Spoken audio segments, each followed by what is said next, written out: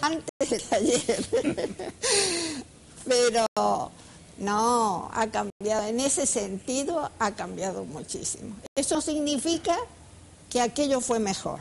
Vuelvo a insistir, hay que romper con ese mito de que todo tiempo pasado fue mejor. No, señor. Y mira, yo hace 20 años que estoy en este colegio, cuando comencé el apoyo, el soporte para las ciencias sociales, especialmente para las efemérides, era el manual, el libro de texto. Con el tiempo, los papás empezaron a empaparse de todo esto de la tecnología. La Encarta fue un recurso interesante que por tener un tiempo, digamos, de actualización o donde caduca, digamos, la información, pasó a segundo plano y hoy es Internet, especialmente en los grados más altos. Así funcionaban los telégrafos. Fueron la materialización de los avances de comunicación por cable. A la Argentina llegaron en el año 1881, cuando Córdoba se une con Rosario por cables aéreos. Pero antes, uno como este ya se usaba en los ferrocarriles ingleses.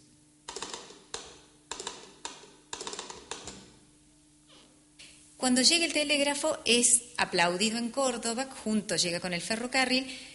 Sí, es muy beneficioso porque provoca el recibo casi inmediato de comunicaciones. Y es muy importante para el Estado, porque donde va el telégrafo, o donde va el ferrocarril, va el telégrafo. Y para este Estado que se está consolidando, si entiende que hay alguna provincia en peligro con algún caudillo que no acata al gobierno nacional, inmediatamente a través del telégrafo se entra y envía el ejército. Y claro, si las formas de comunicar cambiaron, las formas de festejar por parte de los gobiernos también. Hoy, el Estado Nacional, la mayoría de las provincias y las universidades lanzan sus flamantes páginas web del Bicentenario, incluso con grupos en Facebook. Pero en 1910, solo unos pocos accedieron a esta edición especial y limitada de un libro de 500 páginas con fotos e información de la República. Fuimos a buscar a la familia Cuesta, que conserva el libro como un tesoro. Estaba en la casa de mi padre, herencia de un hermano sacerdote de él, que falleció en el año 50. Seguramente él habrá tenido algún cargo como sacerdote en ese momento y contacto o alguna vinculación con funcionarios del momento y lo habrá recibido como regalo. Y una de las cosas que me ha parecido más interesante dentro del contenido es la comisión, que en ese no sé si en este momento se habrá logrado una comisión de festejos como la que figura por aquellos años, y el programa de festejos, pero con cosas muy interesantes y digamos muy relevantes, que no pasan solamente por actos patrióticos, sino por fundaciones de escuelas, congresos científicos. Celebraciones del 1910, de nuestro primer centenario, son muy diferentes de estas celebraciones. Hay sectores de la población, los pueblos originarios, que en aquel momento no son considerados por ese Estado nacional ciudadanos y no tienen ninguna posibilidad. En cambio, hemos visto hace 2 días la marcha de los pueblos originarios, la presentación a la presidenta. Están buscando otro lugar que en aquel centenario se les estaba negando. A fines del siglo XIX, es el teléfono el que después del telégrafo revolucionó las formas de comunicar. Las distancias virtualmente se seguían acortando. Para emitir la señal, los primeros teléfonos usaban el magneto y haciendo girar el cilindro mecánicamente.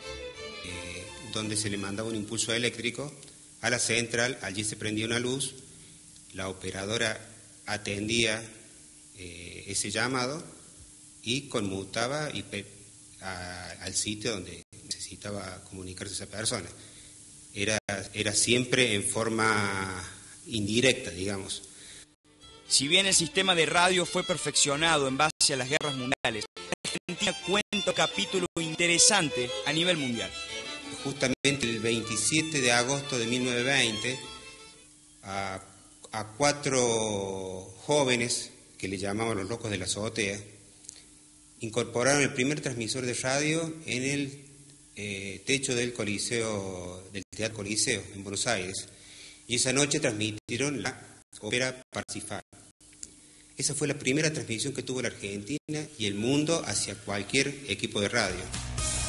En Argentina la televisión se inicia en 1951 y como ustedes saben, el 12 fue el primer canal privado de nuestro país. Para saber todo eso y más, los chicos de hoy, sí, la generación del celular y el internet, solo tienen que hacer un clic.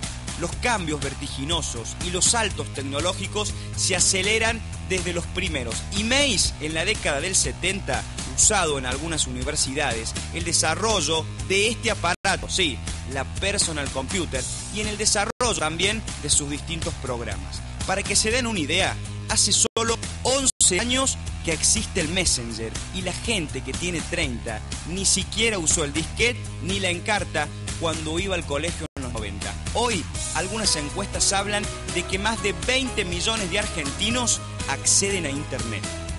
Creo que en eso nos hemos tenido que adaptar los docentes, en irnos actualizando y sobre todo abrir la cabeza y darte cuenta que la computadora es una herramienta válida, muy importante y que los chicos de hoy necesitan todo ese apoyo para aprender.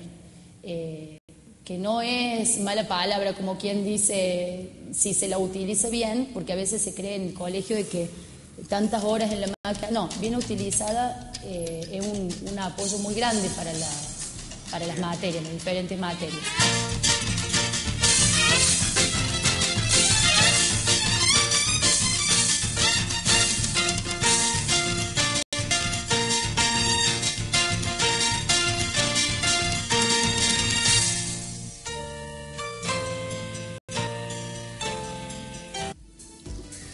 Bueno, la verdad, Mariano, que viendo el pasar de los años y de las cosas y de los elementos, llamarle tecnológico ahora suena raro, pero lo que se me ocurre pensar a mí, todas esas cosas han sido reemplazadas por una.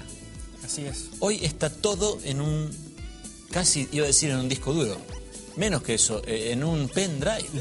Y todo eso cabe en un pendrive.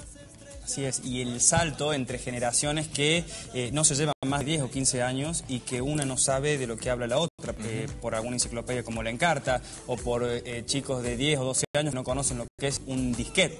Hay que repensar el uso de las tecnologías y sobre todo pensar que la historia se va construyendo todos los días y que depende de nosotros ser parte de esos acontecimientos o quedar ahí mirándolo desde afuera. En esto las nuevas tecnologías abren muchísimas posibilidades y está bueno poder pensar en estas posibilidades para aprovecharlas mejor. Si aceptamos como un dogma aquella famosa frase de Marshall McLuhan, el medio es el mensaje, el 25 de mayo hoy ya no es el mismo de antes. Exactamente. Y por supuesto, mañana van a salir estos informes. Viene nuestro compañero Luchi Ibáñez con la producción de María Gracia Martín. También, como a lo largo de toda esta semana, 7 informes en Telenoche hemos podido disfrutar, aprender y conocer.